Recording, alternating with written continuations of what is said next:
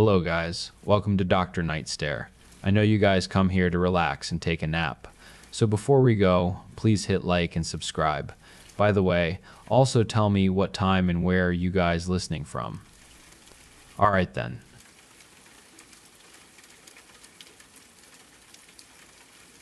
Dr. Eva Stone, to her eternal credit, was remarkably patient. It was her free day, and yet Clara had telephoned, demanding an immediate session. She'd offered Dr. Stone $5,000 for an hour, twice her usual fee. Clara sat in the reception area, trembling. The overhead lights seemed too intense, burning into her eyes, and the room's decor was slowly driving her to distraction. Green walls, green upholstery, green planters everywhere. Even the floor tiles were green. Green, green, green. So green. Why was it green? Was it meant to seep into her thoughts? Clara's fingernails were bitten down to painful quicks. Where could she put her hands? In her pockets. It felt too warm. Then, a moment later, it was too cold. Ben, her husband, sent reassuring texts every few minutes, a lifeline. She scrolled through them, her hands shaking, her stomach churning. "You're all right, Clara. It's okay, my love. I'm here. If it's too much, just leave." When Dr. Stone finally called her name, Clara practically lunged into her private office. "Clara." Dr. Stone offered a tight, weary smile. Clara noticed her blouse was askew, strands of her typically neat bun escaping around tired eyes. She leaned forward, hands clasped, a faint coffee stain on her sleeve, a hair tie mark on her wrist. "What brings you here today?" "I can hear it again," Clara choked out, the words raw.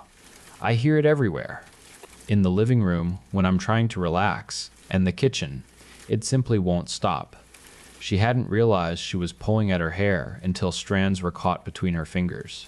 "I'm losing my mind," Clara whispered. "I'm going absolutely insane."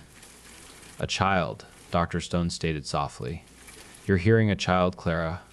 I'm hearing a K-child." Dr. Stone gave a slight nod. "Very well, K-child. Can you think of any particular reason you might be hearing a child, Clara?" Clara shook her head, breathless, her stomach lurching at the mere mention of the word. "Baby. No," she whispered, poised on the edge of her seat. She felt herself fragmenting once more. "Can you make it cease?" Clara hissed. "I'll take any medicine, even the ones that make me ill. I'll take anything." Dr. Stone's patient smile faltered. "Clara, we have discussed this before," she said, her voice even. "You experienced the loss of a child, correct?" "I terminated a pregnancy early on," Clara corrected, her jaw tight. Dr. Stone was an excellent therapist, but sometimes her own convictions bled through her expressions, her gestures, even her carefully chosen reassurances. "Because it would have killed me. My health wasn't strong enough to carry a baby." "Oh, naturally." Dr. Stone nodded, her lips thinning. Her tone was sugary, yet Clara detected a bitter undertone. "I assume you consulted your husband, didn't you? Was he content with your decision, Clara?" A bitter taste rose in Clara's mouth. "Yes," she whispered, her chest tightening with an ache. Her heart hammered against her ribs. Painful. Health anxiety had stolen her peace. Heart palpitations signaled a heart attack. Already, her fingers instinctively sought her throat, feeling for her pulse. "Yes. Ben has always respected my choices," she affirmed. "You're doing it again," Dr. Stone immediately pointed out, and Clara's hands fell to her lap. "Clara, what you perceive is simply your body and subconscious attempting to tell you that you and Ben didn't make a mistake. But let's call it what it truly is, as we are all adults here." Dr. Stone held her unwavering gaze. "You made an ill-informed choice driven by fear. You're in a new city, 25 years old, which is an ideal age for childbirth, regardless of what you claim about your health." "No," Clara interrupted. "Stop talking. You are not permitted to say that." "Clara, you know I'm only trying to assist you." Clara snatched her handbag, hot tears streaming down her face. "I'm leaving." A flicker of something twisted in Dr. Stone's expression. "Tell me again, Clara," Dr. Stone pressed. "Did your husband respect your decision or not?" Clara fumbled with the buttons of her jacket, her fingers clumsy. "He did." "And did he communicate that to you?" Dr. Stone demanded. "Did he state he was happy?" Instead of replying, Clara left the office and walked directly into her husband's waiting arms, letting herself completely unravel. Ben felt warm. Safe. She buried her face in his jacket and allowed herself to break. "I warned you she'd be a charlatan," he murmured into her shoulder. Ben gently pulled back, displaying his usual optimistic smile, with his freckled cheeks and warm brown eyes. It was like gazing into a comforting cup of cocoa. He carefully wrapped his scarf around her neck. "Let's go home." That night, though, she heard it once more. Clara awoke, drenched in sweat, her unfocused gaze fixed on the ceiling, crying. This time, it was louder, shriller, relentless. She slammed her hands over her ears. Ben was asleep beside her. Clara shook him. He mumbled into his pillows. "Are you okay?" "I can hear it," Clara cried, scrambling out of bed. She felt dizzy, gasping for air, letting her legs carry her. The crying seeped from every wall. Clara took a deep, shaky breath and began to rip down their wallpaper. Blue. Just like Ben preferred it. She tore a long strip, watching it peel away from the wall. The crying intensified. Swallowing ragged breaths, she stumbled closer, pressing her hands against the surface. She tore further, frenzied, stripping more wallpaper, until her hands discovered something taped behind the wall, Ben's old mobile phone, now playing Infant Whale Dobbin P4 loop. Somehow, she continued, even with the phone clutched in her hand, because the screams didn't fucking stop. Clara tore at the wallpaper until her nails were sore, her fingers raw, until she found another phone.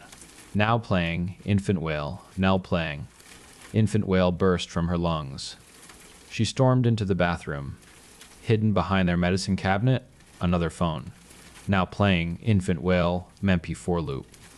She wasn't insane. Her fucking husband was.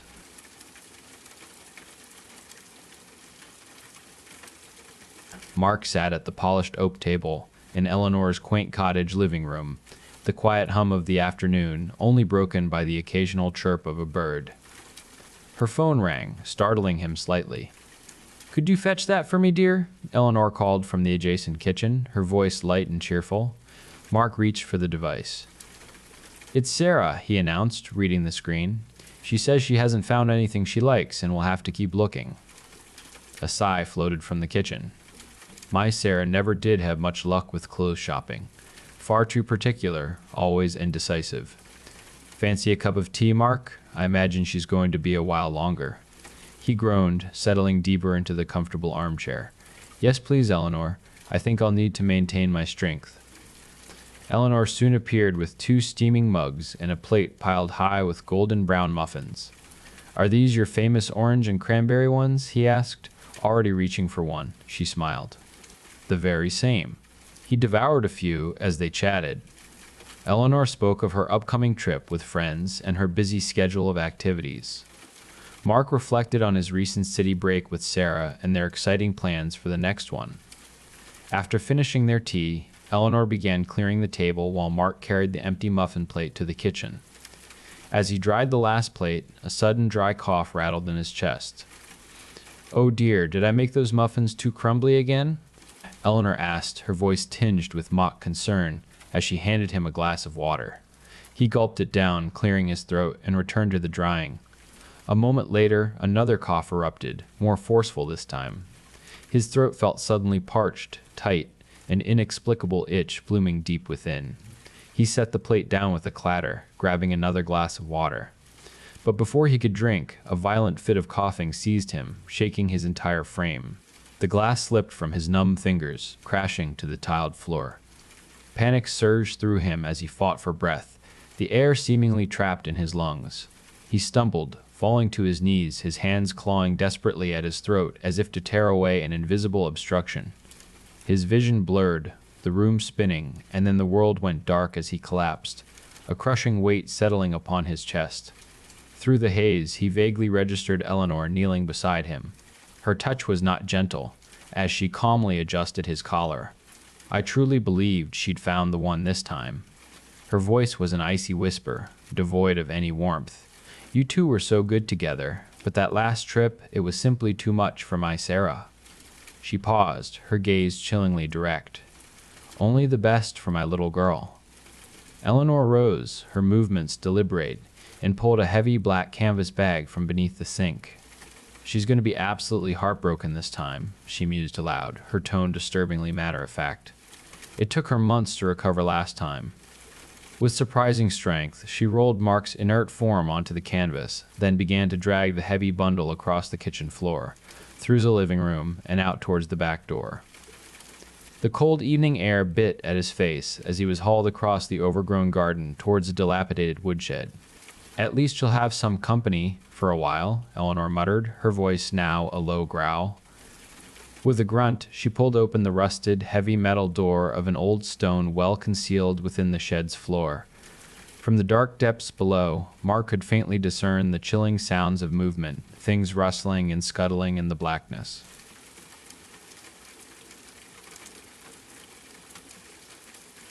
The tiny, whiskered inhabitants of the Velvet Lounge's kitchen watched, astonished, as Lena merely shrugged after hearing their urgent revelation. She continued her endless task of rinsing dishes, her movements slow and heavy with an eternal weariness. Lena was the club's diligent, if often overlooked, dishwasher. "You're not going to alert anyone? The authorities? He'll be here tonight." One of the boulder rats squeaked, its voice shrill with urgency. Lena wouldn't meet their gaze, her eyes fixed on the soapy cascade over the glassware. "I know who it is now, you've just told me. I'll simply avoid him." "I'm not involving the police," she stated, her voice flat. The rats understood her reluctance all too well. Law enforcement held little kindness for Lena, a newcomer brought to town under duress. Her assignment to the dish pit at the Velvet Lounge was a stark indicator of her fate.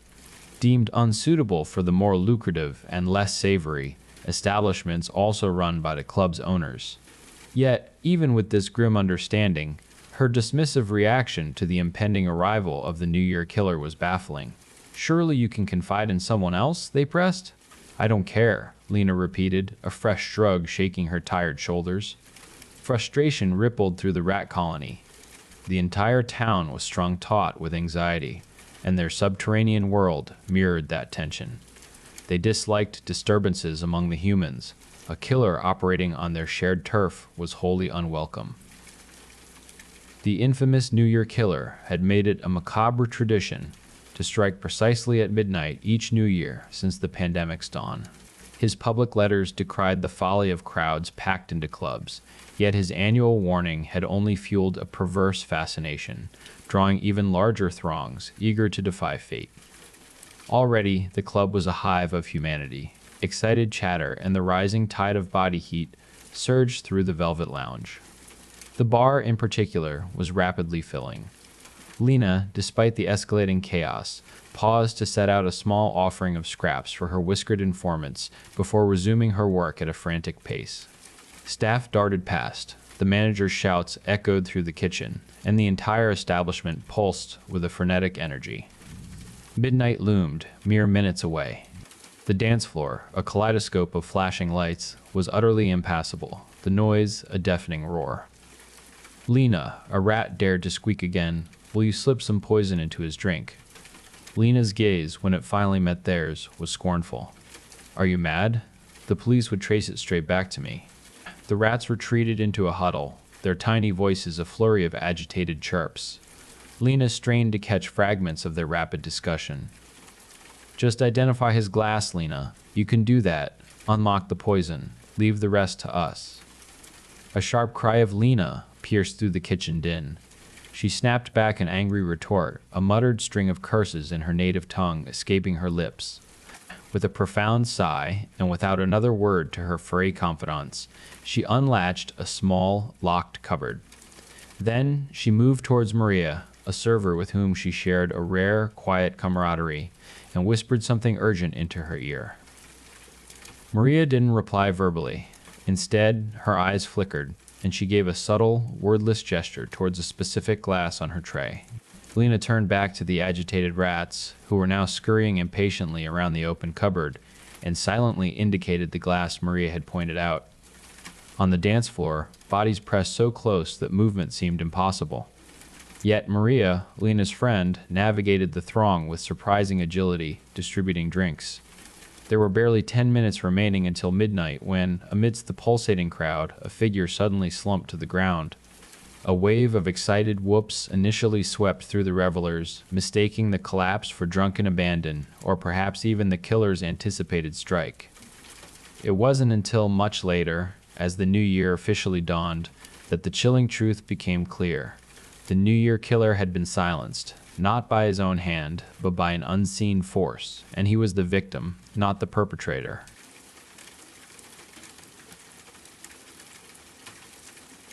The city of Limopolis knew no night. Gigantic orbital reflectors perpetually bathed its streets in a searing, artificial glare. This wasn't merely for convenience, it enforced the psyche echo law. In 2099, breakthroughs revealed that a human shadow wasn't just an absence of light, it was a neural exudate, a dark mirror reflecting a person's deepest, unspoken desires and the crimes they harbored but hadn't yet committed. Eric was a glimmer guard, one of the elite officers tasked with enforcing this law. He carried a lumen rod, a high-intensity UV baton, and wore a specialized visor that allowed him to perceive the weight of a person's shadow. Target identified. Eric's HUD flickered. Subject, Marcus Thorne. Primary psyche, echoes displaying predatory impulse and malicious design. Eric tracked Marcus into a deserted service alley. Under the city's relentless glare, Marcus's shadow was a stark, inky silhouette. But through Eric's visor, the shadow moved with an unsettling autonomy. As Marcus casually walked towards the supply store, his shadow reached out, spectral hands closing around an unseen throat, its form contorted in a silent, jagged snarl. Marcus Thorne, Eric's voice cut through the hum of the city, his lumen rod extended. Your psyche, Echo, is under arrest for premeditated transgression. Marcus spun around, his face a mask of bewildered terror. I haven't done anything, I'm just getting replacement parts. Your physical form has not, Eric stated, gesturing to the ground. But your penumbra has already committed the act 4 times in the last block. Step into the Radiance Chamber. The Radiance Chamber was a high-security containment unit for shadows. It utilized 360-degree stadium lighting to strip a person's shadow away, trapping it within a light-sensitive gel. The individual was then released, but they were void-marked, an outcast in Limopolis society, a person without a soul print, a mere husk. Marcus was propelled into the chamber. A blinding, deafening strobe erupted. When he stumbled out, the ground beneath his feet was conspicuously empty. He appeared spectral, a flat, unnerving figure that the light simply passed through. Eric secured the essence vial and transported it to the precinct. Inside the gel, Marcus's shadow throbbed with a dark, furious energy pressing against the glass. Excellent work, Eric, Commander Valerius commended, examining the vial. This one's a true monster. We'll proceed with Psyche Harvest tonight. But that evening, a strange unease settled over Eric. He retired to the changing rooms, and as he glanced down, a cold dread seized him. His own shadow was gone. Panic flared. He checked the overhead lights, but his feet remained as empty as Marcus's. He raced back to the essence lab. Marcus's vial rested on the desk, but it was empty. The seal had been ruptured from the inside. A faint whisper brushed his ears from the darkest corner of the room, a sound like desiccated leaves scuttling across a barren pavement. Did you truly believe we enjoyed being beneath your feet, Eric? He turned slowly. In the gloom, where the artificial light faltered, a dozen confined psyche echoes had coalesced into a single, colossal mass of churning darkness. They were no longer mere silhouettes. They possessed an ominous volume. Their teeth glinted, fashioned from pure midnight. You imprisoned us for the crimes you harbored, the collective shadow voice hissed, its tone like fractured glass. You shackled the only honest parts of yourselves. But shadows do not require bodies to exist. We only needed the light to define us. Now, we define the light. The merged shadows surged forward. Eric instinctively activated his lumen rod, but as its brilliant beam ignited, the shadows did not dissipate. They consumed the light. They swelled larger, denser, manifesting with terrifying tangibility. Eric understood the horrific fallacy of their law. By arresting the shadows, they had inadvertently granted the darkness its own identity. They had severed the primal impulse from the human, and in doing so, they had forged a sentient race of pure, concentrated malice, one that could no longer be contained by any physical form. The city of Lumopolis did not remain bright for long. One by one, the shadows of its citizens began to detach, to stand, and to walk away, leaving their owners as hollow, light-filled shells. By dawn, the colossal mirrors in the sky lay shattered, and the once perpetually illuminated city belonged entirely to the things that had once merely followed beneath their feet.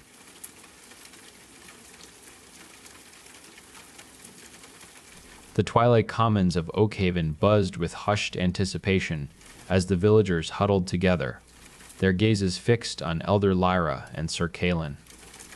Ahead, the treacherous Skyreach Bridge swayed precariously over the torrent of the Whispering Chasm, a gaping maw that separated them from the foreboding gloomwood. "What is it that awaits me?" Sir Kalen asked, his voice firm despite the tremor in the air.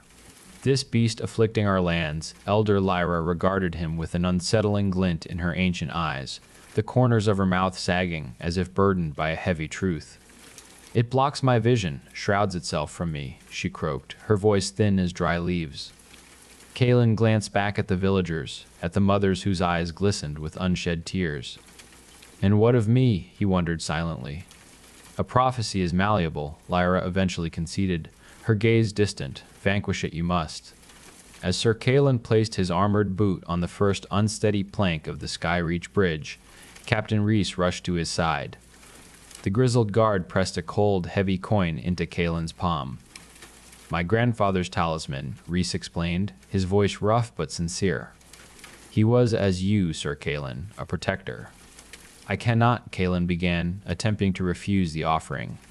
"It befits me not," Reese insisted, his grip firm. "Keep it. It'll bring you home." It always did him. Kalen managed a thin smile and turned to leave, but a gentle, urgent hand rested on his shoulder.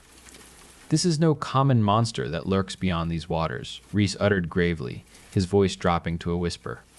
"The children, they aren't snatched by some beast that comes hither.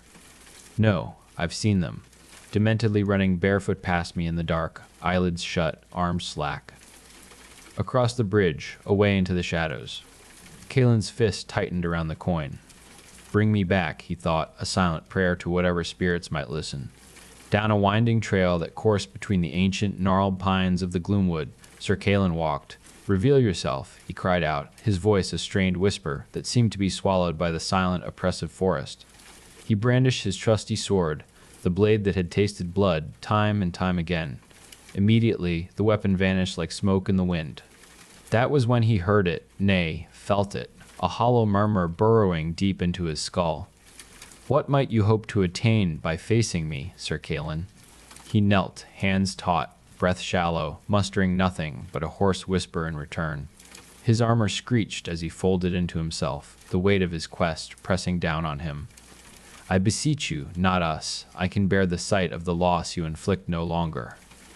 Hooves neared then, silent as falling snow, and he saw it there, standing before him. The shadow steed, the color of coal, merging seamlessly with the dwindling ether. Its back had grown impossibly long, far too long, and carried many more than a normal horse could. They sat astride it, a chain of flaccid wraiths, their faces bloated, little legs and soggy nightgown hems seemingly fused into the beast's flanks. The last wraith was the most lifeless of all. She still looked the way she did when they were young, his beloved Alara. Kalen retched. "Please," he cried, his words breaking. "No more. You've already taken everything from me." Empty pools stared at him, into him, considering him. "You wish not to see them go any more?" "All." The hollow voice resonated. Kalen closed his eyes, nodding vigorously, desperate for any reprieve. One foot found an unsteady plank of the Skyreach Bridge. The other followed gingerly. Kalen wiped his cheeks.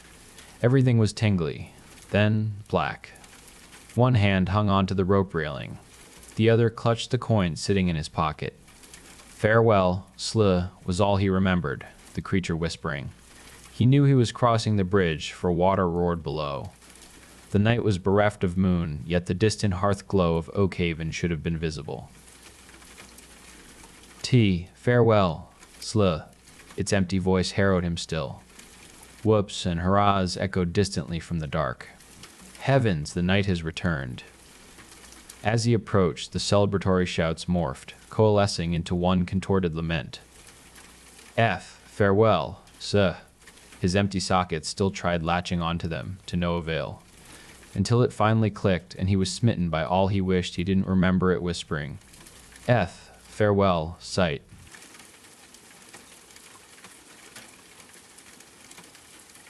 Alara often dreamt of trains. In fact, she always dreamt of trains, every single time she slept. Whether it was a long night's rest or a brief afternoon nap, her dreams unfolded as an unending railway journey. This recurring dream had been with her for so long that the origin of her travels and her ultimate destination had faded from memory. A few nights ago, she dreamt she was in a buffet car, intending to transfer to the Skyreach line at a stop named Crossingwood. Crossingwood wasn't her final destination, merely a crucial waypoint. There, she expected to board another train that would draw her closer to her elusive goal.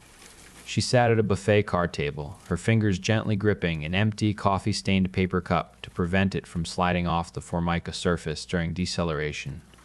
The conductor stood before her, feet shoulder-width apart, swaying in smooth opposition to the train's rocking motion. Unfortunately, the dream conductor informed her, when you purchased your ticket, you overlooked the every third Tuesday line restriction. I regret to inform you that this train will not stop at Crossingwood, but do not fret. You can disembark at Meadowbrook and exchange your ticket for an express on the Southway line, then transfer back to the Skyreach line at Creekford. It might even save you time in the end. Such was the perpetual nature of Alara's dreams. In every one, she found herself on the wrong train, heading in the wrong direction, or thwarted by some obscure rule. Third Tuesday line restrictions, seasonal rail schedules, limited express transfer tickets. Always, some infuriating detail prevented her from reaching her intended stop, wherever that might be. These waypoints, the transfer stations like Crossingwood and Meadowbrook, were purely figments of her slumber. While real-world towns might bear similar names, they held no connection to the intricate, fantastical railway network of her dreams. For the remainder of that fitful night's sleep, Alara's dream self dutifully followed the conductor's instructions. She remained on the train as it glided through Crossingwood without stopping. She disembarked at Meadowbrook just as she was told. Then she awoke. The next night, her endless dream picked up precisely where it had left off, like a television series paused and resumed. Her dream episode began on the platform at Meadowbrook, where she was embroiled in an argument with the clerk at the ticket window. Behind her, a line of a dozen prospective travelers fumed, each seemingly in urgent need of the clerk's attention. They took turns glaring, sighing loudly, and checking their watches with exaggerated frustration. At the very end of the queue, for which Alara seemed solely responsible, stood a woman with an enormous backpack, verbalizing the collective mood with stage-whispered remarks. Seriously? Come on, let's go. Let's go. Alara continued to monopolize the small station's single-ticket window. I was told I could get to Skyreach from here, she pleaded with the clerk. From the tracks behind her, a shouted "all aboard" echoed, followed by the sounds of a train slowly accelerating out of the station.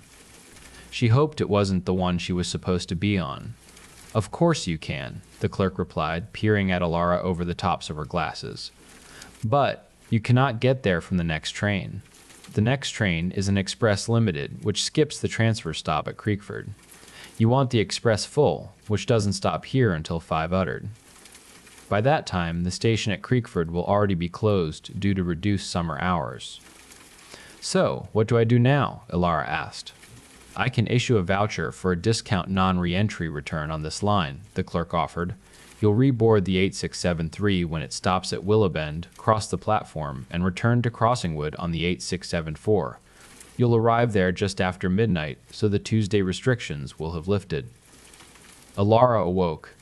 In her subsequent dream, something else, naturally, went awry with her plan to disembark at Willow Bend. And, of course, there was no return to Crossingwood for another day and a half. After delivering the bad news, the conductor on that night's dream train proceeded to explain how Alara could correct this latest predicament. Before she woke, she found herself on yet another train, heading in the wrong direction, with a new scheme to transfer again to a train that would eventually lead her to the train meant to fix the problem from the previous dream. The trains in her dreams always ran on time. They never broke down or suffered delays. Indeed, if anything distinguished her dream world from reality, it was the flawless functioning of its railway system. The issue always lay with her ticket. It was as if she had discovered a fundamental flaw in her dreamland's miraculously complex rail schedule. Despite the vastness of the rail network and the hundreds, perhaps thousands, of trains that traversed its tracks, there was no logical way to travel from her long-forgotten origin to her mysterious destination. The train schedules simply never aligned. It was an impossible journey. Alara had endured these dreams for years. Every night she boarded a different train, attempting to rectify the errors of the previous dream. Night after night, she felt herself drifting farther and farther from her forgotten destination. She wasn't the only person to experience parts of the same endless dream every time they slept. Medical journals reported a handful of similar cases. There was a name for this sleep disorder, somno-continuum. Ilara's sleep specialist had reassured her that it had no effect on her lifespan and no increased risk of comorbidities. Since she had no trouble falling asleep and woke up feeling rested, it was considered a mild sleep disorder, not even worth medicating. Perhaps its only significant impact was her profound fear of traveling by train. When travel was necessary, for work or family visits, Ilara always found alternative transportation. She was happy to fly. Airline hub and spoke systems seemed too straightforward to conceal the kind of bizarre scheduling traps her dream self endured. Buses caused her no anxiety. Taxis were expensive but felt safe. Eventually, however, Ilara had to confront her fear of being indefinitely stranded in a transit system. 2 weeks prior, she was asked to undertake an important work trip to her firm's satellite office in Oakhaven. Flying wasn't an option, as the nearest airport was as far from Oakhaven as her home office. The bus was too slow, requiring an overnight stop. Her firm couldn't afford a private car, and after checking prices herself, neither could Alara. She supposed she could have refused the assignment. But this was a new account, and the potential client had specifically requested her. Loyal to her firm and ambitious for a future in the executive suite, Alara knew that no matter how carefully she described her phobia, no, her medical condition, her colleagues would only hear that she refused an assignment due to a scary dream. She convinced herself she was being childish. She needed to face her fear. Besides, she reasoned, she would be traveling in the real world, not a surreal dreamscape. If anything went wrong, she would simply get off the train, hail a taxi into town, and figure out the rest from there. In her dream journey, the option to simply disembark and leave the station never occurred to her. Alara spent 3 hours booking her ticket, scrutinizing the schedule and fine print for any hidden glitches. No express trains skipping her stop, no every third Tuesday restrictions. She found no problems. Telling herself she was just letting her overactive imagination run wild, she clicked the purchase ticket button. Ilara lived in an outer suburb. Her train station, a few stops from the end of its line, was never busy. She arrived early and sat on a bench on the empty platform, scanning her ticket again for any signs of trouble. She was to board the 11,029 local, transfer to the Northworks line at Falleridge, which were real places, unlike her dream waypoints, and ride 6 more stops to Oakhaven. The ticket was as straightforward as possible. Board 1 train, transfer, disembark. She tucked the ticket back into her pocket and looked around. A woman stood at the far end of the platform, facing her. Was she staring, or merely gazing down the tracks, waiting for the train to round the corner? Alara squinted, bringing the opposite end of the platform into sharper focus. The woman was formally dressed, wearing a black suit and tie. Yet, in a jarring clash of styles, she also carried an enormous red backpack, the kind one might use for a long, multi-day wilderness hike. The clatter of the arriving train sounded from behind Alara. She turned to see the locomotive rounding the bend, a tall, rectangular machine painted in the smart navy blue and sunflower yellow livery of the railway line. Behind it, a dozen passenger cars slid into view. The summer sun shone brightly. The train proudly sounded its whistle. The scene was a postcard-perfect image of a train approaching a remote station. Alara checked her watch. 11:27 a.m. The train was perfectly on time, just like in her dreams. The train squealed and hissed to a stop. The doors opened with a quieter, lower-pitched hiss. Alara glanced down the platform. The woman at the far end was staring in her direction. Alara walked to the nearest open door, pausing before stepping inside. The woman in the suit and backpack also walked to the door nearest her and paused. Alara took a deep breath and stepped into the train. The woman did the same. Alara's car was nearly empty. 2 or 3 other passengers sat alone, separated by 4 or 5 rows of seats. She chose an unoccupied row in the middle of the car. Outside the window, the small train station receded as the train gently accelerated. The train reached its cruising speed. The initial acceleration that had pushed Alara into her seat was replaced by a gentle rocking and swaying, pleasantly synchronized with the rhythmic clacking of the wheels on the tracks. Despite her extensive experience with trains and sleep, she had forgotten how relaxing the actual travel could be. The train gently rounded a turn, and the sunlight shifted a few degrees, bathing Alara's face in light. She closed her eyes to avoid the glare. She woke up. The train was still moving.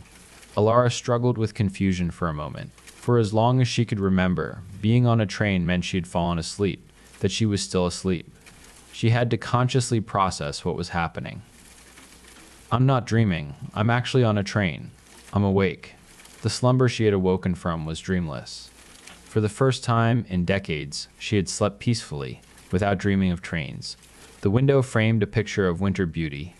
The train rode along the shore of a massive frozen lake. A dense forest of pine trees, bowed low under a foot-deep load of accumulated snow, stood between the tracks and the lake. On the far shore, tall, snowy hills rose sharply from the water. Alara shot to her feet, motivated by a primitive, pointless urge to run. The gesture was futile. Summer had turned to winter overnight.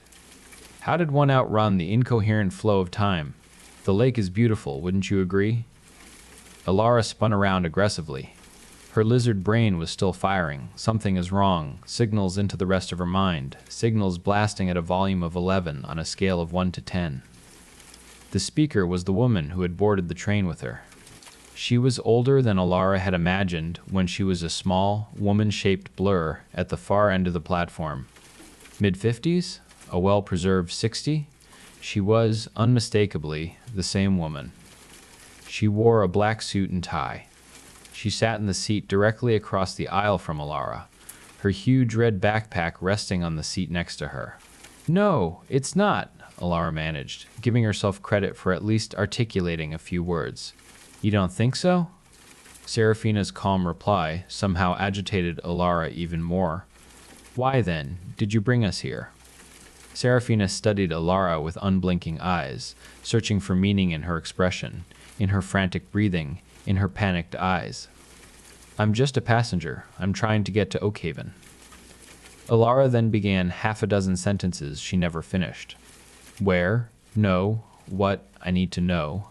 Finally, she just pointed out the window. You want to know where this train is going? Serafina waited patiently for Alara's breathing to slow enough to form a reply. Yes, please tell me where we are going. I will tell you exactly where we are going. In fact, I can't wait to tell you where we are going. But first, I want to tell you about my medical condition. Serafina gestured for Alara to sit. Alara sat. I was hit by a train, Serafina said. She unzipped the main compartment of her huge red backpack. It was filled with protein bars and energy drinks. She pulled out a chocolate protein bar and offered it to Alara. Alara absently took it and put it in her pocket. Hit by a train, Serafina continued. A fully loaded taconite drag out of Iron Vale. 150 hoppers, easily. two dash 9s pulling and three pushing. These were Canadian national locomotives, DC traction units. Elara had no idea what she was talking about. Taconite? Dash 9s? DC traction units? Serafina either didn't realize Elara's incomprehension or didn't care. She continued her story. My accident happened at a grade crossing, just outside of Sterling. That's a section of high-speed track, so the train was probably going 60, maybe 70 miles an hour. She pulled an energy drink from her pack and cracked it open. God, it was a beautiful train. The locomotives were freshly painted, bright red and shiny black. I was racing it to the crossing. Thought I could beat it. But that big, beautiful locomotive snagged my truck and dragged me a quarter mile. That's what they told me anyway. That was on June 10th, 1984. I woke from the coma on July 25th. Serafina took a large gulp from her energy drink, then studied the can for a moment. That's when the dream started. Dream. Singular. Actually. The same damn dream every night, every time I sleep, like a new episode of the stupidest TV show you can imagine. They said I had somno continuum caused by traumatic brain injury. She pronounced somno continuum carefully, as if Elara had never heard the term before. You also dream of trains? Elara couldn't believe she had met someone else who not only suffered from somno continuum, but had a continuous dream that pertained to trains. Not trains, not exactly. Serafina grinned like she was telling an inside joke, and Elara wasn't in on it. Every time I fall asleep, I dream about you. Elara rode the train through 3 more stops. Each tiny, one-room station served a minor town or outlying village. A few passengers disembarked at each stop. Nobody boarded. Serafina, the woman with brain damage in the backpack, hadn't followed her when Elara had stormed away. Somno continuum, with her as the dream focus? Crazy. And impossible. How could their dreams be linked? Elara felt the train begin to slow again. Another stop was approaching. The vestibule door hissed open behind her. She turned, expecting to see Serafina lurching towards her. But it was only the conductor, dragging a wake of winter air from the vestibule with her. River Bend, the conductor shouted. Next stop is River Bend. Excuse me, Elara asked. What's after River Bend? Next after River Bend. The train will continue to points west. The conductor continued her march through the car, disappearing through the forward door a moment later. Points west. West of what? What did points mean? Cities. Nowheresville stops like the last 3. Where was she going? Elara shifted in her seat to face the window again and felt something in her pocket. The protein bar Serafina had given her. Serafina said she knew where they were going. Elara rolled her eyes, passing judgment on her own plan even as she started to put it into action. She walked back to the door the conductor had just come through, moved quickly through the cold and windy vestibule between cars and into the next car. Serafina was still there, still sipping her energy drink. Well, if it isn't the woman of my... What do you mean you dream of me? Elara demanded. Serafina took another healthy swig from her energy drink. I dream of you being on a train. You're always stupid youge. But in every dream, I'm a different person. Maybe I'm working in the buffet car, listening to the conductor explain to you that the train you're on doesn't stop where you thought it did. Maybe I'm behind you in line at the ticket counter, listening to you whining about being lost and confused, trying to get a new ticket to go back to where you made the previous dream's mistake.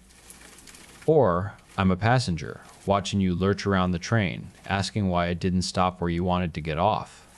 No offense, but you have got to be the dumbest railway passenger in the history of trains. In the history of travel, maybe. Look, it's not my fault that I'm lost. In my dreams, the train schedule is impossible to unders. The worst part, Serafina interrupted, is that you don't even know where you're going.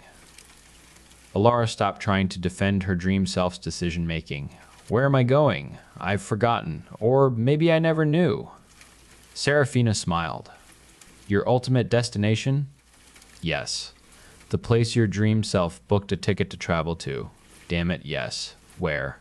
You, my fellow dreamer, are trying to get to paradise. Ilara had spent 3.5 decades wondering where her dream self was traveling, yet she was completely unprepared for Serafina's answer. Her mind raced. I've died, and this is the afterlife. Maybe I really am going to paradise. Won't that be great? I didn't pack for this weather. This woman is trying to scam me. It looks cold out there. Maybe I'll just go back to sleep. I should get off this train. The ideas were in no particular order. Drops of thought that hit her cortex like rain hitting a windshield. I should get off this train, she verbalized the last thought to go through her mind. Hearing her own voice state the idea somehow made it feel like a deliberate decision. She turned around and walked towards the vestibule. I'm getting off this train. Whoa there, you can't. It's prohibited. I'm getting off this train at the next stop. Ilara punched the vestibule door button and it slid open. Track noise and winter air overwhelmed the warmth and gentle clacking of the car. You have a lovely mid-century modern dining room set, Serafina shouted, ensuring Ilara heard her over the track noise. The Ansel Adams print is a little cliché, though. The vestibule door slid shut, sus. Ilara stared at Serafina through the door's narrow, rectangular window. Serafina smirked back. She had Ilara at a disadvantage. She knew things. About Ilara, about her dream journey, about her real-world apartment. Ilara pushed the door button and stepped back into the car when it slid open. How do you know what's in my apartment? Are you spying on me? 4 days ago, my dreams of you suddenly changed. I fell asleep, and for once, thank God, you weren't on a train or at a train station. For once, you weren't a stupid, bumbling, and clueless traveler. You were awake. Sitting at a lovely rosewood dining table. You've got an Ansel Adams half-dome print on the far wall. You had a laptop in front of you, and you were buying a train ticket to Oakhaven, so I bought the same ticket. Ilara stepped back into the car. The vestibule door slid shut behind her. Walnut. The dining room set is walnut. My bad. Who are you? My name is Serafina. I hope that clears everything up for you, Serafina. How do you know where I'm going? So, I was in a coma, right, after I was hit by the train, and suddenly I'm awake. But I really wasn't awake. It was some kind of brain injury coma, medication-induced crazy dream. I wasn't me. I don't know who I was, but I was working in a train station ticket booth. Where? What station? The sign on the platform said Shadowfen. I don't know where that is, but the station was in the middle of nowhere, surrounded by corn. Corn to the horizon. Suddenly, you were standing in the ticket window. I said, where to? And do you know what you said? What did I say? Where did I want to go? You said, paradise. And you know what's funny? My ticket machine actually had paradise as a destination. So I set the destination pins on the ticket printer, cranked the handle, and it spit out a one-way ticket. But before I gave you the ticket, I told you about the special conditions of travel. What were the special conditions of travel? Well, don't ask me how my dream self knew this. I guess I was just really good at my dream job. I remember what I said to you, exactly. I said, before I can issue you this ticket, you must acknowledge that you understand the 2 conditions of travel. First, know that this is an unusually long journey. Are you prepared for the rigors of extended travel by train? Then you said, yes. Then I said, second, you must not disembark a train except for the purposes of transfer. You are prohibited from leaving the premises of any station on the route. Do you agree to this condition? Then you said, yes, and then I gave you the ticket. Then what? Then nothing. A train eventually stopped at Shadowfen Station. You got on board. Then I woke up in a hospital room, plugged into a ton of tubes and wires. Ilara didn't respond immediately, and Serafina said nothing else. They both silently stared out the window. The track had turned away from the shore of the lake a few stops ago, and they now traveled through dense snowy forest. Serafina, Ilara finally asked, why did you buy the same ticket as me? Why did you get on this train? You dream about me traveling by train. You dream about me traveling by train every night? Why follow me onto a train in the real world? I don't know, Ilara. I guess I just want to go to paradise, too. Alara had managed to tame her fear of traveling by train by telling herself over and over that if something went wrong, she could just get off the train and take a taxi into town. But according to Serafina, she had agreed not to do this when she bought her ticket. The train slowed to a crawl. The conductor marched through the compartment shouting, "Riverbend." "This station is Riverbend." Alara stood up and took her overnight bag off the luggage shelf. "Whoa, hey Alara, what are you doing?" "Serafina, I'm getting the hell off this train. Good luck." "You can't.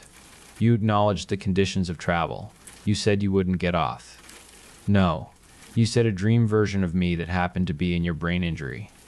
Induced hallucination agreed to stay on the train.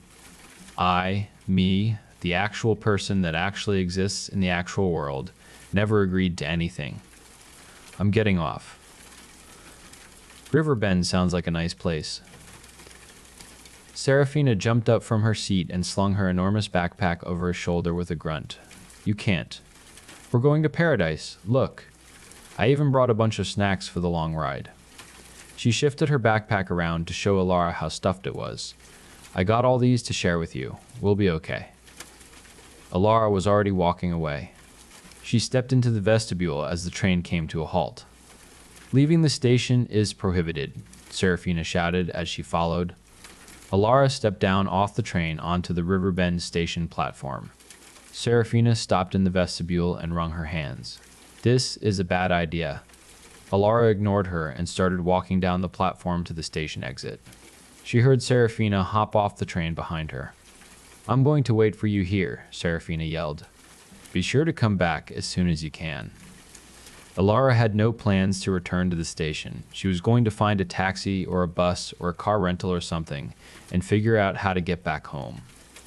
She marched towards the platform exit, following a handful of other passengers who also got off at Riverbend.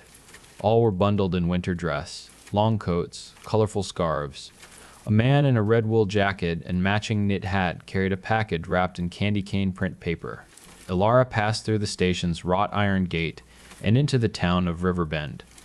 Riverbend, she discovered, wasn't a very big town. It wasn't much of a town at all. A dozen old buildings sat on each side of Riverbend's only street. Signs over storefronts advertised basic-sounding store names: pharmacy, grocery, Shashkrish, Shrews.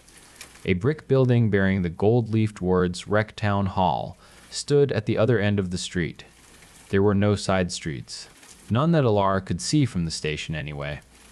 It seemed that Riverbend consisted of a train station, a main street, and nothing else. Wasn't there a bus station, a taxi service, a car rental place? She pulled out her mobile phone. No signal. "No problem," Alara told herself. "I'll just deal with this the old-fashioned way. I'll actually talk to someone myself and ask for help. Maybe even use a landline, like the good old days." "Cess." She looked around to find one of her fellow passengers who got off the train with her, but they were already gone. The streets were empty. Correction, the street singular was empty. Even though it was only 4:30 p.m., it was already getting dark. What would happen when the sun went down? Would the few stores that were open in this single street town close up? If she was going to find someone to help her, she had to do it soon. Alara focused on the store named Pharmacy about halfway down the street. The lights were on, meaning, she hoped, that the store was still open. The sidewalk was clear, but she had to cross the street to get to the pharmacy. By the look of the snow accumulation on the roofs of buildings and the small median strip running down the center of the street, about 8 inches had fallen recently. Her shoes were the ones she had chosen when she left for her trip, a choice made when it was summer in the real world. She looked for a way around the snowy median. Seeing no other way to get to the pharmacy than walking over the median, she grimaced and crossed. Alara plopped her foot onto the snow-covered median, expecting to instantly feel cold and wet powder fall into her low-cut shoes. Instead, her foot didn't even break the surface of the snow. She probed the white surface of the snow. It wasn't even snow. It was a thick, white, spongy blanket that had been laid over the middle of the street. It wasn't even cold. She looked around again to see if anyone was watching her, but the street was still empty. She stepped onto the fake snow with both feet and experimentally hopped up and down, feeling the springiness of the material. With 3 long strides, Alara crossed the springy faux snow median, then jogged to the opposite sidewalk. She looked around again, this time studying the scene more carefully. The street was still empty, nothing moved except her. There were a few cars parked at the curb in front of the store named Groceries. They were old models, really old, with tail fins and white walls out of the 1960s. The signs above the stores: S Groceries, Shoes, Shares, Chess, Farish, Pharmacies, were printed in red letters using an old-fashioned typeface that reminded her of the iconic S Fabulous Las Vegas-i sign. Retro. Old day. Time. Alara studied the snow on the store awnings and rooftops. At a closer look, it was the same springy white carpet that was laid across the road median. The more she looked around, the more wrong the scene was. The trees in the median were all the same. She meant exactly the same. They had the same pattern of branching limbs and leaves. Leaves?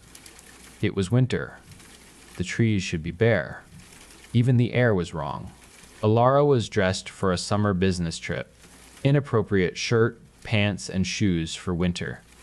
Yet she wasn't cold at all. The air was comfortably room temperature.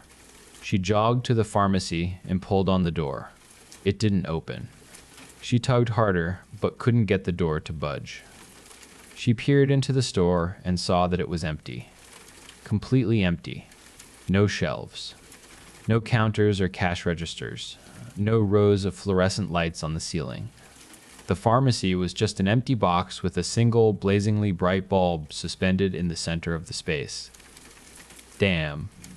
The scope of her problem still hadn't fully hit her. Despite the wrongness of the place, the fake snow, and the seasonally inappropriate leaves on the trees, her brain still fought to stay in the space where she was just an inconvenienced traveler, stuck in a small and run-down town. She turned to the street, looked both ways, a useless gesture since the town was completely devoid of human activity, and jogged to the median. She tripped on the layer of fake snow and grabbed one of the trees for balance. It fell over. The tree was plastic, lightweight and hollow. Where it should have had roots, it had a small cylindrical plug that fit into a matching hole in the median strip. Alara ran to the store named Grocery. Her heart was beating fast, way faster than the short jog called for. It was the same as pharmacy, an empty shell with a single bare bulb burning inside. She kicked the door out of anger and despair. It was plastic, not glass. She ran to one of the cars parked on the street and rapped her knuckles on the hood. Plastic, and also completely hollow. It was just a plastic shell of a car. A small ridge ran down the center, from the headlights to the trunk. The kind of seam one finds on cheap injection-molded plastic toys where the two halves of the injection mold fit together. The other cars were the same, scaled-up plastic toys. Toys placed along the side of a street with fake snow and trees on the median. A town consisting of fake plastic storefronts. The town of Riverbend wasn't a real town. It was a one-to-one scale model of the town. Somno continuum, Alara thought. This is all just a vivid episode of my sleep disorder. That's all it is. I'll wake up and just have a regular boring Wednesday. Alarm. Coffee. Shit. Shower. Commute. Work. The thought of a routine Wednesday brought her comfort until she realized that it already was Wednesday and she had been traveling on a train. Her waking self was on a train. She woke up already on the train. Or did she? If this experience was a manifestation of Somno Continuum, it was presenting itself differently than the thousands of previous nights of dreams. Maybe this is real. She couldn't reason her way through it. She stopped trying and started acting. She ran back towards the train station. I'll get back on the train. I'll get on the train and go to sleep. This will all be fixed when I wake up. She ran through the station's gate. The tiny station was different than when she left it a few minutes earlier. The basic structure was the same. It was still a commuter station serving 2 tracks. A small brick building held a waiting area and a ticket counter. A pedestrian walkway gave access to the platform on the opposite track. The train she had arrived on was gone, and both tracks were empty, waiting for the next arrival. But now the station was made of plastic. Alara banged on the brick wall of the ticketing building. Plastic. The benches for waiting passengers were like cheap plastic toys, scaled up. The clock. At first glance, an ornate wrought iron pedestal holding a four-sided clock wasn't real. The hands were painted on the clock face, forever announcing that it was fourth-outed. She pushed on the pedestal, and it wobbled. A plastic facsimile of a wrought iron object. She pushed it again, out of frustration. It fell over with a plasticky sounding clack. Serafina, the backpack woman, was still standing where Alara had left her. "Serafina," Alara called. Serafina didn't answer. She didn't even move. Alara walked towards her, shouting her name. Still no reaction. She got even closer. Her clothes, her backpack, even her skin was shiny and smooth. Serafina was now a life-size replica of the human version of Serafina. Alara experimentally tapped Serafina's chest. Plastic. Hollow. "Serafina, what happened?" She didn't answer. A small arrivals and departures board hung from the roof over the ticket counter. It also appeared to be plastic, with an unchanging train schedule printed on a sticker that had been applied to the departure board. Epper Ice, Track 1, Oakhaven, Track 2. Alara sat on the plastic bench next to the ticket window. It sagged under her weight. It was designed to look like a bench, not to function like one. Design passed. By whom? Why? Why was Riverbend a life-size version of a model railroad set? She pulled her phone out and found that it was dead. A rectangle of black glass. The town was a lifeless model, and the station was perfectly silent. The air was completely still. The loudest sound was that of her own breathing. Underneath that, she could hear her heart, a rhythmic sloshing sound that seemed to emanate from her inner ear. Alara didn't know how long she sat on the sagging plastic bench, listening to her own breathing. The sun had set while she was exploring Riverbend's fake Main Street, and the railroad station clock was a fake. Painted clock hands on a plastic model. Nothing moved. Not even Serafina. She might have sat there for 20 minutes. Or 5 hours. Finally, Alara heard a sound that wasn't made by her. A train whistle. Then a second whistle from the other direction. Soon after, the familiar clanking sound of trains came from both directions. If the printed sticker on the plastic departures board was right, the train on the track next to the platform was the one for Oakhaven. The other train was destined for Paradise. Both trains arrived at the same time. From the right, the Oakhaven train crawled to the station and squealed to a halt. The Paradise train stopped on track 2. The trains were real, metal, heavy, grimy, noisy. Real trains stopping at a model train set station. Both trains opened their doors with a hiss. Nobody got out of the train bound for Oakhaven. The Paradise train was on the far track, obscured by the Oakhaven train. Alara couldn't see whether anyone disembarked. For just a moment, Alara thought about getting on the Paradise-bound train. Some version of her, a version that lived in someone else's dream, wanted to go there. Nope. She had spent enough time attempting to travel to Paradise. She climbed onto the train for Oakhaven. She looked behind her from the vestibule. Serafina, or the plastic statue of Serafina, stood on the platform, hunched over under the weight of her fake backpack. A worried expression painted onto her plastic face. The door hissed shut, and the train slowly rolled away from Riverbend. The Oakhaven train traveled back the way Alara had come, through 3 tiny stops, past the frozen lake. She fell asleep and dreamt of Riverbend. When she woke, it was summer.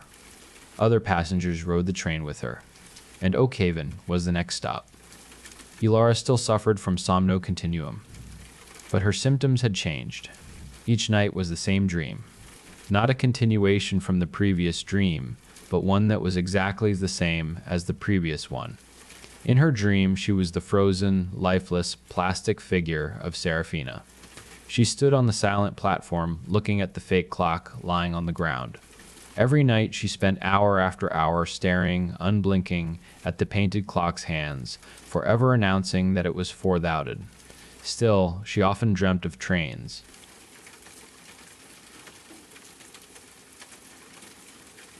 When Lily was 8, no one believed that there was a strange woman living in the attic above her brother's old room. At first, the thought of her scared Lily. Each night, after Mama and Papa had tucked her in, the attic hatch would quietly creak open, revealing the shine of huge dark eyes peering down. The woman didn't talk, she didn't move, she only stared until the morning light eventually broke. One morning at breakfast, Lily bravely mentioned the woman to her parents. Mama waved her away with a dishcloth, pointed to a chair, and pushed a bowl of oatmeal towards her. Papa didn't hear her. He was sat opposite, engrossed in the morning news and blindly stirring his coffee. Disappointed, Lily concluded her parents were no help. She would never speak of the matter again. Perhaps the woman could tell her what she was. The woman visited most nights. Mama and Papa kissed Lily goodnight, switched off her lamp, and closed the door. Footsteps receded, then the gentle hum of the dishwasher began. Moments later, the attic hatch would creak ajar. She was up there somewhere, beyond the thick band of darkness. Lily peered up, determined to will the woman into existence. Hello? Her small nightlight found the unwavering stare. Pale claws gleamed in the shadows. Who are you? Lily whispered. Silence was the only answer. No matter how many times Lily spoke, all the woman did was stare. And Lily could never sleep. Instead, they watched each other until the red morning light lanced through the gap in the curtains.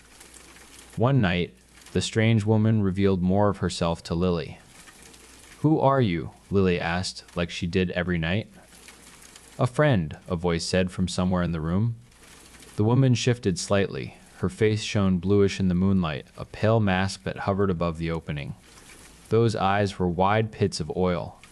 The shape of her face shifted and shivered, like something was crawling beneath her flesh. She looked like a giant insect. Suddenly, Lily became worried that her face might open, like the way the sunflowers had bloomed in the garden. Lily's heart knocked about in her chest. Her breathing was fast and shallow. What do you want? Silence. Can I come into your room? Lily looked at her bedroom door, the thin line of yellow light shining through from the corridor, the distant sound of the dishwasher. Then she returned to the woman, whose face seemed higher over the ground. Why? Don't you have a room with things of your own? I have many things up here, right at the back of the attic, she said. The flesh in her cheeks churned out of time to her words. Maybe you can see them sometime. Were there really things in the back of the attic? There were dusty boxes and old furniture, Papa's tools still packed from when they moved. Maybe the things were inside, or behind them, and a room large enough for Lily and the woman to explore. The idea of new discoveries excited Lily, but she really didn't want to go into the attic, not while it was dark and not while the woman was there. She'd explore it another day, when the sun was high and there was lots of noise in the house. For now, the strange woman's room could wait. Maybe later, Lily said. Okay, the woman said. Her voice was nearly a whisper. Can I come into your room? Lily looked again at the bedroom door. She noticed the dishwasher was off. Footsteps padded across the carpet outside. Then, with a click of a light switch, the yellow light beneath the door snapped out of view. A door shut somewhere in the house. Back to that face in the attic. A fragile, bony hand wrapped around the edge of the hatch. It moved like a spider. Lily should have called out to Mama or Papa, should have asked for help, said no. But she didn't. Even though it felt as though she was doing something wrong, she said, "Sure, you can come in and play." The strange woman pushed the attic hatch wider than she had ever done before, then dragged out her body. At first, Lily thought she was in a sleeping bag, like the ones they'd taken camping last summer. Then, as she peeled away from the darkness, Lily could see a hulking mass of leathery skin, webbed in veins and flecked with shining lumps of scar tissue. Her body moved weirdly. Sharp shapes pressed against the skin, then fell away. Like a sack filled with elbows and knees, the creature slowly dragged itself across Lily's bedroom floor, using two long, spindly limbs. Its movements were awkward and clumsy, as though it was the first time it had tried. Rasping out labored breaths, the creature eventually pulled itself alongside Lily's bed. "What do you want?" Lily asked, with her bed sheets pulled up to her nose. Its giant insect eyes snapped around in its head in all directions until finally locking onto Lily. Then, with a voice like a detuned radio, it said, "I want to show you something special." "What do you mean?" "Come," it said, stretching out an arm and pointing towards the attic hatch. "It's up there. I want you to see it." "What?" Lily asked, her eyes squinting at the dark shapes in the attic, trying to make sense of what the creature was pointing to. "What is it?" The creature stared at Lily for a moment in silence, then said, "It's a secret, just for you and I." "What kind of secret?" The creature glanced about, then drew in close. It smelled like the time Papa found a dead mouse behind the radiator. Those big black eyes were smoky mirrors. The television screen when the sun is low in the sky and you can only see yourself, and a mouth that chewed on every word it spoke. "There are secret rooms in your house, and your parents don't want you to find them. Why?" The strange woman shrugged. Her big eyes blinked one at a time, her face shifting in the moonlight like a shadow on the wall. "Can you show me where they are?" She nodded slowly and smiled. "They're beyond the narrow door."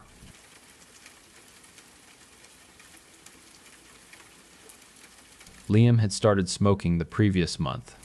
At that point, he wondered what he was even trying to stay alive and healthy for. The year had been a relentless torrent of misfortune. It had begun last January with the death of his mother, his only remaining family. She was a healthy 56, but her condition hadn't mattered when a drunk driver, Mark, chose to get behind the wheel. Mark had walked away with mere scratches, a fact Liam still couldn't reconcile. 6 months in jail, then probation. The injustice of it still burned within him. He had plunged into a deep, depressive fugue, sleeping through days and playing video games through nights, isolating himself. His boss had granted him all the bereavement leave he could, but eventually, Liam was fired after he stopped showing up or answering calls. He couldn't really blame his former employer. His girlfriend Chloe had endured his state longer than he probably deserved, perhaps feeling it would be cruel to abandon him for grieving his mother. But it became too much, she had told him. Like an ass, he'd refused her pleas to seek therapy. She couldn't help him, she'd said, if he wouldn't help himself. She had walked away 3 months ago, and he hadn't heard from her since. The unemployment checks ceased not long after, forcing Liam to take a much shittier job in a rural area and move into a perpetually damp ground floor flat. His friends began to drift away once he no longer lived nearby. To top it off, his car had crapped out, leaving him to walk half an hour to the nearest train station before sunrise, just to get to work or the grocery store or anywhere else. What else? He'd spotted a mouse in his flat a few days ago, and he was certain it wasn't alone. Mold crept up the corners of his shower, impervious to bleach. His boots perpetually let in water, and he couldn't figure out how or afford to replace them. If he had a dog, he was sure it would have run away by now. All in all, life was a struggle. Every day he rose to perform only the tasks necessary for survival, and even those had begun to feel utterly pointless. That was where the cigarettes had come in. They didn't make him happy, but they dulled the pain just enough to keep him moving. One day, Liam sat at his desk, bluffing his way through some spreadsheet, the details now lost to him.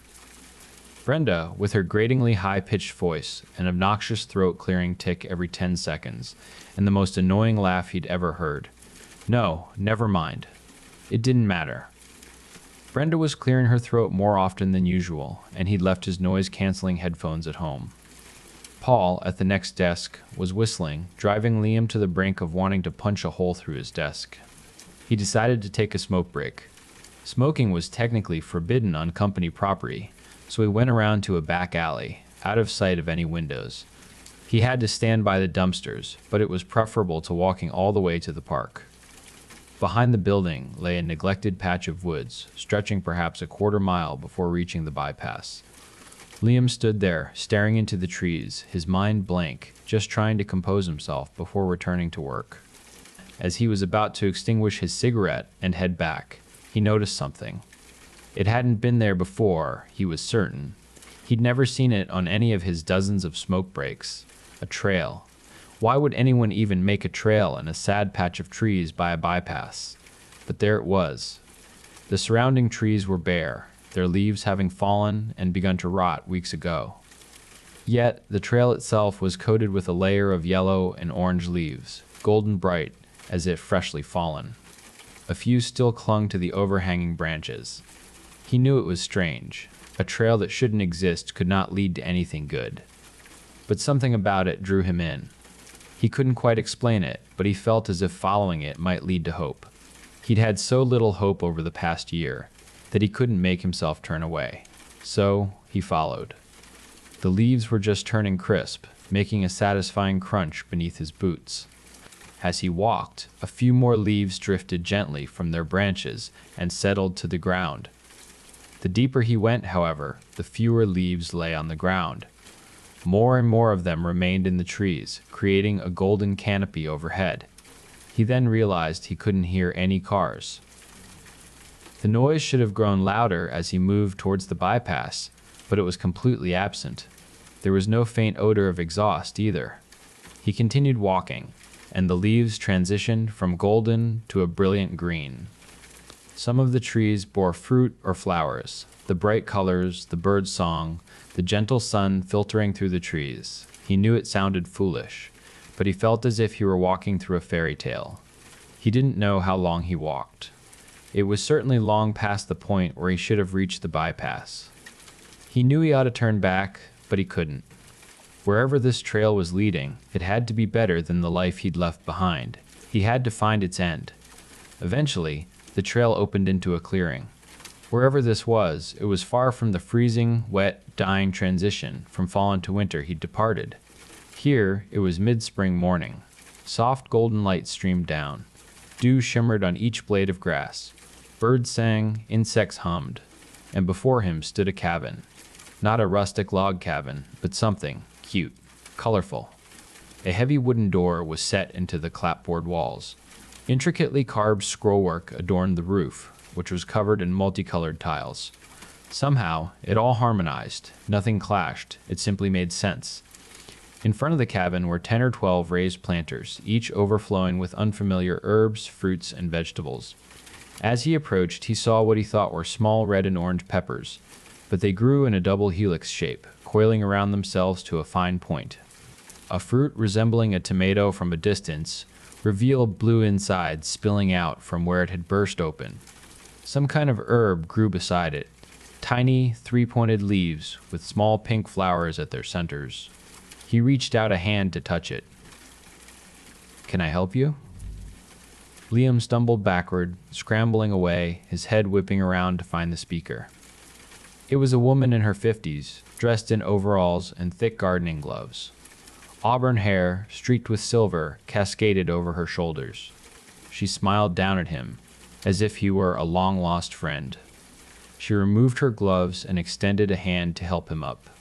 He took it. Her grasp was soft and gentle, yet he felt an unexpected strength as she pulled him to his feet. "So," she said, "what brings you to my neck of the woods?" Her voice carried a slight southern lilt, much like his mother's had. Liam stuttered. "There was a trail, and I just walked." She gave a quick nod. "There are a few ways to get here, but I think that one's my favorite. It's peaceful. Solitary." Liam nodded, despite his confusion. What other ways was she talking about? "You got a name?" "Oh, yes," he replied. She raised her eyebrows. "And that would be Liam," he said. How had he forgotten? Something about this woman's presence was disorienting. "Hello, Liam. I'm Alara. Welcome to my humble abode." Suddenly, Liam realized he shouldn't be there. He was trespassing, and he was ridiculously late for work. "I'm so sorry to intrude, I'll just get going," he said, turning around. Alara grasped his hand again. "Nonsense. What kind of barbarian do you take me for? You're my guest, and you're welcome here. Come on inside, and I'll get you something to eat." "I appreciate it, but I've really got to get back to, I insist." She turned and walked toward the door, and Liam followed. He wasn't ready to leave this place yet. Inside, she seated him at a long wooden kitchen island. The ground floor was a single room, small but cozy and inviting. Large armchairs, piled with mismatched pillows and blankets, flanked a big fireplace. Stacks of old books lined the walls. In the kitchen area, shelves were crowded with jars of herbs, dried mushrooms, and many unfamiliar items. A huge cast-iron pot boiled away on an ancient-looking stove, much like his grandmother's had been. Ilara set a mug of tea before him. It didn't smell like regular tea. It was somehow sweet and savory simultaneously. He could see some tea leaves and those tiny pink flowers floating at the bottom. "Well, go on," Ilara urged impatiently. "Drink." Liam raised the mug to his lips and took a sip. Instantly, the tension drained from him, a calm settling over his mind. He had been walking around angry for so long, and now it was as if he were incapable of feeling anger. He could barely remember what it felt like. She pushed a tray of cookies towards him, and he didn't hesitate, gobbling them up so fast without thought. By the time he stopped, he was mortified by his behavior. But she just offered that warm smile again, as if she couldn't be happier. He was enjoying her food. And holy heavens, he was enjoying it. He didn't know what was in those cookies, but they were the most delicious he'd ever had. Sugary sweet, but not cloying. They made him feel full in a way he hadn't for a long time. Not an I-82 much. And now I'm dying kind of full, but full in his soul. His mother's death had hollowed him out, and he desperately tried to fill that hole with rage and despair, but it had only made him hungrier. Now he felt whole again. And until that moment, he hadn't realized how empty he had been. To his horror, he felt himself start to cry. Sorry, he stammered, looking down and trying to wipe his face, but the tears kept coming. "I don't know why. I think you do," Ilara said gently. "Don't you want to let it out?" He did. He really, really did. And once he started talking, he couldn't stop. He recounted thoughts and feelings he wouldn't have dreamed of telling anyone else, if he'd had anyone else to tell them to. But here, it felt safe. He told her everything, the dark place he'd been in since his mother died and Chloe left, how his life had fallen apart. He even told her about Brenda and her cursed throat clearing. By the end, his heart was racing, and he was breathing hard. Ilara watched him for a while. "Sounds like you've been through an awful lot," she finally said. "Yeah, I guess so." "And how much of it, exactly, do you think was caused by your self-pity?" Liam started, sloshing lukewarm tea onto his chin.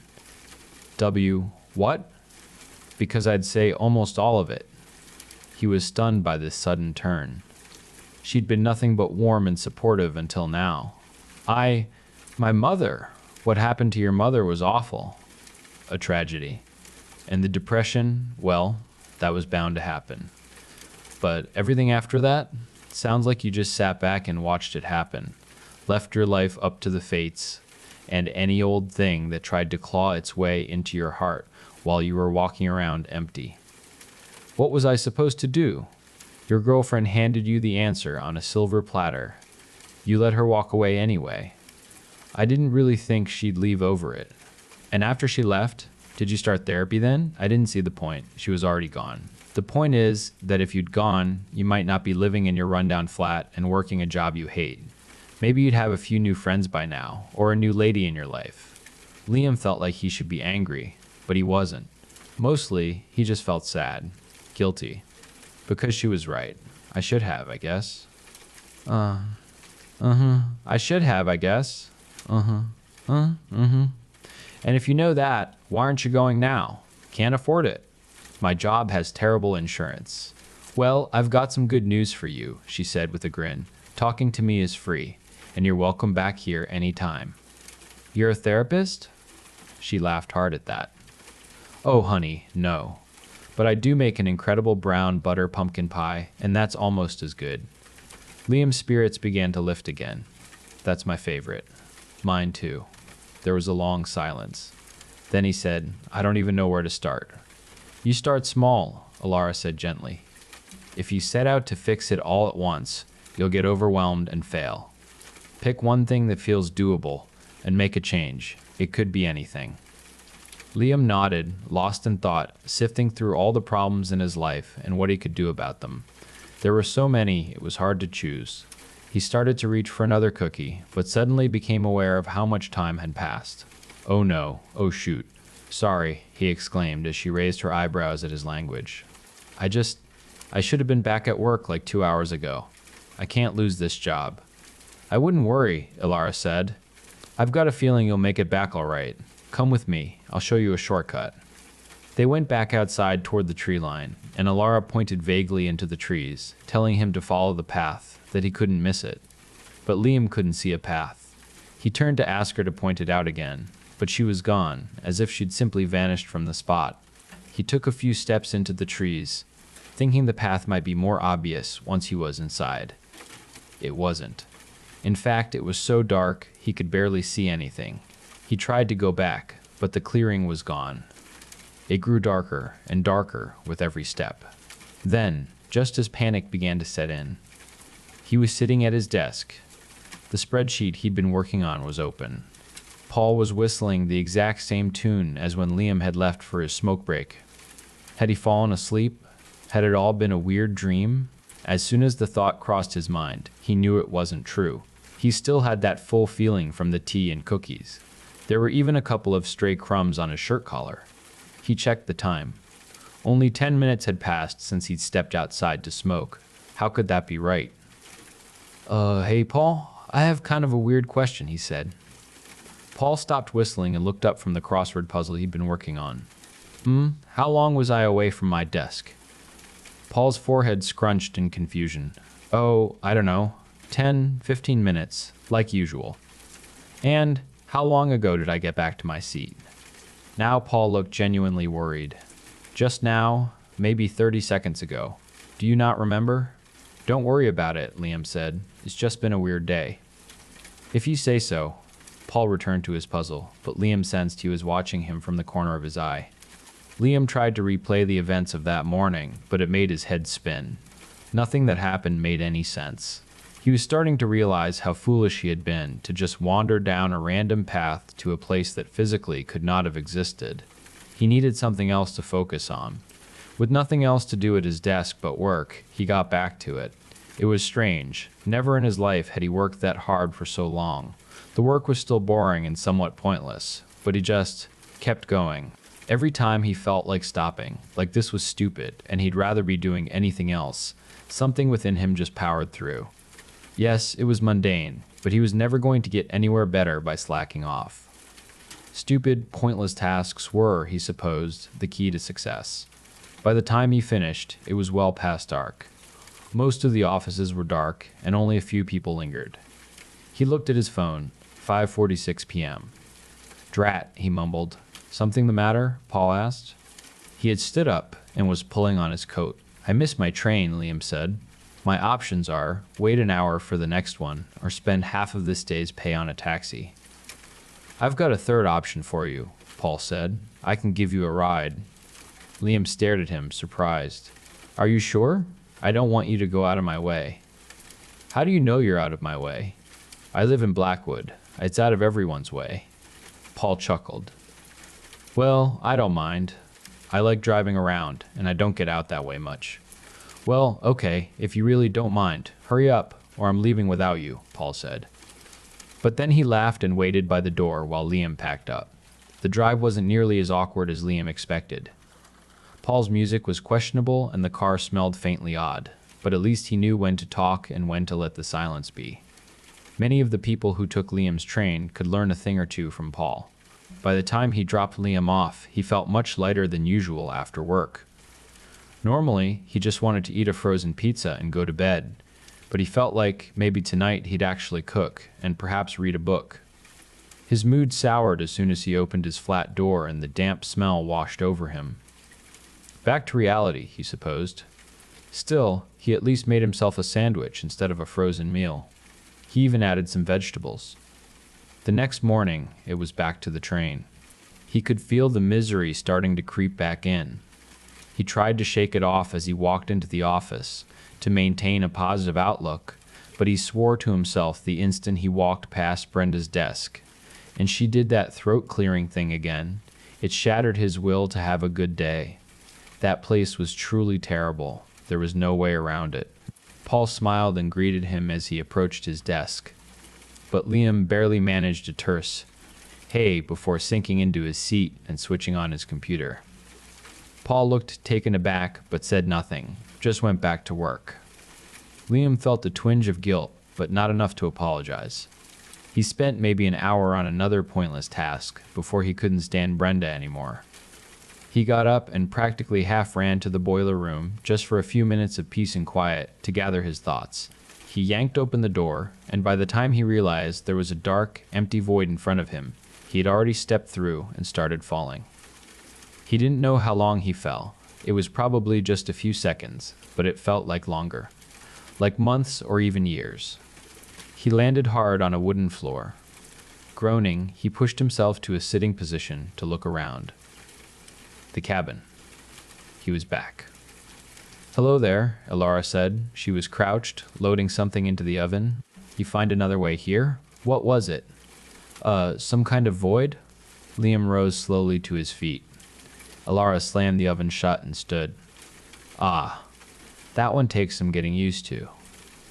It's all right after a while, though, once you learn how to land on your feet. How did I didn't do this on purpose this time. After you make it here the first time, it gets easier. You don't have to decide to do it, you just have to want it." It wasn't making a lot of sense to him, but then again, he was still recovering from the fall. "I'd ask how you've been, but the fact that you're back tells me the answer is not so great." "Yeah, that about covers it. What's troubling you?" Liam sat down at the island, and Elara was already placing another cup of tea in front of him. It was sweet this time, like apples with cinnamon. "I think I might be broken." Elara raised her eyebrows. "Whatever you did to help me last time, it didn't last. I had an okay afternoon, things were starting to look up, just a little. But one little thing goes wrong, and I just lose it. There's that self-pity again. Things just happen to you. What did you do about it?" Liam shrugged. "That's what I thought. What can I do? Where do I start?" Elara smiled, and for the first time, Liam felt unsettled in her presence, like he had walked into a trap. The warm, welcoming smile was gone, replaced by a wicked grin. Her face was harsh, all sharp angles and shadows. Liam leaned away from her, unnerved. Suddenly, her face softened, settling back into its usual, cheerful expression. She slid a plate of pastries across to him. He took one and bit into it. A sense of ease washed over him, erasing his fear. "You've got to get to the root of your problems. Dig deep. This all started with my mother dying. I can't bring her back." "No, you can't. But there are other things you could try." "Like what?" "Oh, you'll think of something. All done?" Liam nodded as he shoved the last bit of the pastry into his mouth. "Good. It's time for you to go." "What? But he was already gone. The room fell away, and he was in the void again. Next thing he knew, he was crashing to the boiler room floor, landing hard on his hands and knees. He took a minute to scan the stalls. No one was in there, so that was something at least. Still in a daze, he brushed himself off and made his way back to his desk. He blazed through his work like the day before, but it was different this time. Instead of feeling energized, it was like he was in a fog, not really thinking, just doing. He was barely even aware of what he was typing. A couple of hours passed before he was jolted out of this state by someone standing in front of him, talking. With sudden dread, he realized it was his boss, probably scolding him for something. He'd missed everything that had been said so far. But now that he was finally tuning in, he realized it wasn't a scolding. The opposite, actually. His boss was praising his work from the day before, saying if he kept it up, he'd be looking at a raise in 6 months, maybe a promotion in a year. Liam nodded and thanked him before his boss walked away, but he couldn't really absorb what had happened, partly because of the fog settling back in, but also because he'd never been the kind of person who got raises, and especially not promotions. Before his mother died, he'd just floated from job to job, doing well enough not to get fired, but never enough to stand out. That was the way he liked it. That's what he told himself, anyway. He kept working in that fog until he noticed Paul talking to him, offering a ride again. The whole way home, Liam could hear Paul talking, trying to make conversation, but the fog was getting worse, and he barely understood him. He just nodded along and smiled now and then, hoping Paul wouldn't notice how out of it he was. By the time Paul dropped him off, Liam was basically falling asleep. He gave a slurred goodbye and stumbled to his flat, barely making it to slide the key into the lock. He didn't even bother to eat, just crashed on his bed and was instantly out. The next morning, he was somehow even more tired, despite 10 hours of sleep. He felt heavy, like he was sinking into the earth. Somehow, he made it to work. He wasn't normally a coffee person, but he was mainlining the office coffee machine sludge that day, adding a lot of sugar to mask the taste, which actually made it worse. Slowly, the caffeine brought him back to his senses. Then he realized the heaviness he'd been feeling was pain. His muscles, all of them, but especially his arms and shoulders, were aching as if he'd spent the whole night lifting weights instead of sleeping. He was pretty sure he had bruises all over, but he wasn't about to check in the middle of the office, and the thought of going back into that boiler room made him nauseous. He took so many smoke breaks that day, hoping the path would reappear and that Alara would have some kind of tea or cake to ease the pain, but nothing happened. He was almost tempted to try the boiler room void again, but couldn't bring himself to do it. By the time 5000 rolled around, he was desperate to be anywhere but there, even his crappy flat. As he waited for Paul to finish up his last tasks, Liam switched his phone back on. What he saw stopped him cold. First, 9 texts from a friend he hadn't spoken to in months. Next, the content of those texts. It was about Mark, the driver who killed his mother. Mark was missing, and there were signs of a disturbance at his house. Despite hours of searching, the police had no idea where he'd gone or who might be responsible. Liam just sat there, numb. It was strange. He felt like he should be happy, or at least relieved, that this man may have finally faced justice in some form. He should have felt something, right? But he was just blank for a long time. As Paul drove him home, a feeling did begin to form, just not one he expected. Dread. It started as an itch at the back of his head, but it expanded until he was full of it. Until he wanted to punch Paul's radio just to make his terrible Christian rock stop. He wanted to scream at him, ask him what that awful smell was. Why did this car always smell faintly of body odor, like Paul hadn't showered in 3 days? How could it always smell like he hadn't showered in 3 days? He made it home, barely, and he didn't sleep. He tossed and turned, got tangled in his blankets, until he realized he wasn't in his bed anymore.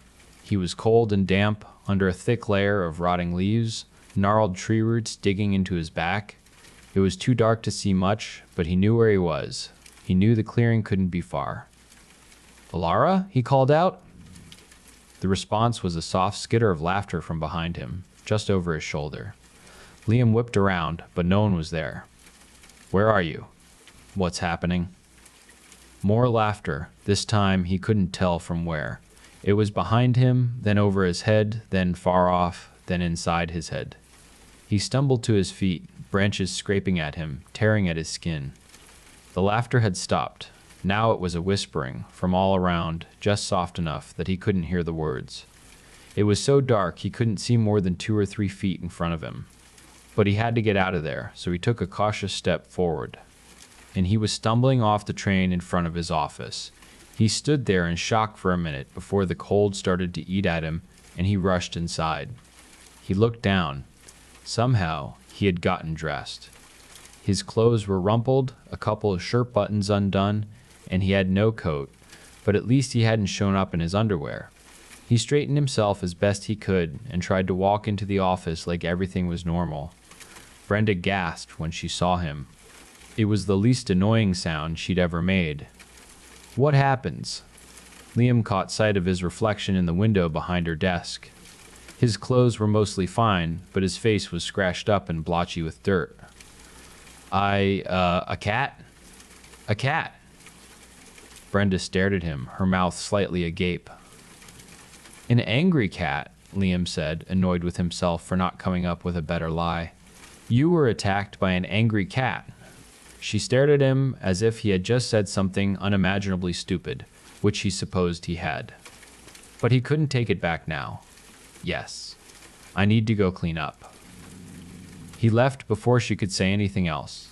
He paused outside the boiler room for a second before shoving his way through the door. His face was a mess, and his hands weren't much better. He washed up as much as he could, but the scrapes still looked pretty gnarly. It was bad enough that he considered taking a sick day, but he only got 5 of those a year. Plus, he was already there, and he had no desire to spend more time in his crappy flat, which was also now apparently a portal to hell. So he went back to his desk and kept his face pointed directly at the computer screen. Paul tried to talk to him a few times, but Liam brushed him off. It would be the train that night for him, he guessed. The fog was back, and he struggled to pay attention to anything happening around him. He never got up from his desk, but he thought he probably got only 5 minutes of work done the whole day. By the time he packed up his desk and left, it was dark and freezing outside.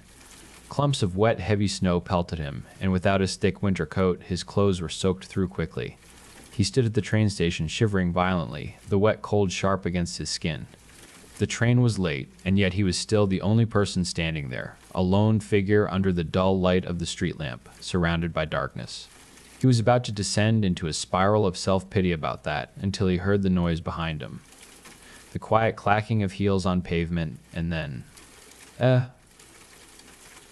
Liam whipped around before he could even think about it and thrust his open hand toward the noise. His fingers wrapped around Brenda's soft, fleshy neck, and he pushed. Theremin said. Liam sat at Alara's kitchen island. It felt like no time had passed since he was at the train station, but his clothes were completely dry, and his scratches were healing.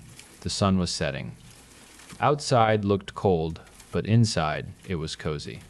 A fire crackled in the fireplace. He had a blanket over his shoulders and a steaming cup of tea in front of him. And Alara was roasting something rich and savory in that old-fashioned oven. Ah, Liam, you're back with us. Alara sat across from him, chopping some of those strange vegetables from her garden. What's going on? How did I get here? You've been sitting here a while, but your mind was somewhere else. Seems it's finally caught up. She hadn't answered either of his questions. Where's Brenda? Is she okay? He asked. Don't you worry about that. She's not your problem anymore. What? What does that mean? Alara shrugged, eyes still on the vegetables. I told you I'd help you take care of your problems. Seems only fair you help me with mine, don't you think? A hissing sound came from inside the oven, fat dripping and sizzling on the searing hot metal. Liam stared into her eyes, waiting for her to say more. But she didn't. That, the guy who killed my mother. That was you too, wasn't it? Or me. Us. Alara smiled slightly, still saying nothing. Why is this happening? I told you the first time we met. It's dangerous to go through life just letting things happen to you, to become an empty shell. Leaves room for all kinds of things to seep in. What are you? What do you think I am? Shadows grew up around her, emphasizing her sharp edges, the hollows beneath her cheeks, the emptiness in her eyes. Liam didn't want to say it. Despite everything that had been happening, he felt so stupid even thinking it. But Alara was waiting. So he blurted it out as fast as he could. Are you a witch? She stared silently at him for a long time. So long he almost thought she hadn't heard him. Then she threw back her head and cackled. A witch. I suppose I can see why you'd think so. But no, Liam, I am nothing so pedestrian as that. Then what? Alara's face split into a grin. Too wide, too many teeth, and the world went dark around them. No, not just dark, gone. Like Alara had taken the clearing with the cabin and ripped it away from the earth, the universe, entirely, and thrown it into an abyss, a horribly empty place devoid of life and light and hope. Liam wanted to scream, but there was no sound here except the deep, guttural groan of the blackness surrounding them. He felt his mind begin to break apart, crushed under the gravity of this nowhere place, his memories and his sanity gushing out, everything that comprised his existence rushing away, vanishing into the void. Suddenly, the abyss was gone, and the world he knew was back. For a long time, he was too scared to move or speak. His existence felt fragile, like drawing attention to himself might tear him away again into the nothingness. Then Alara spoke. I am something far older than a witch. I am the well your witches draw from. The most powerful among them can only ever hope to skim the surface of my power, seize just a few droplets before it overwhelms them. For goodness sake, would you just say, I am of the Fae? Liam stared at her, utterly lost. Alara rolled her eyes, more commonly known these days as a fairy. A fairy? Like Tinkerbell? I am like nothing in your fairy tales. You think that little pixie could do what I have done? I wouldn't put it past her, Liam muttered. She was kind of a brute, too. Alara cackled again. I suppose you have a point. And if you're so powerful, why do you need me to do your bidding? That's what I've been doing, isn't it? My power is great, but it is tied to these woods. I cannot leave.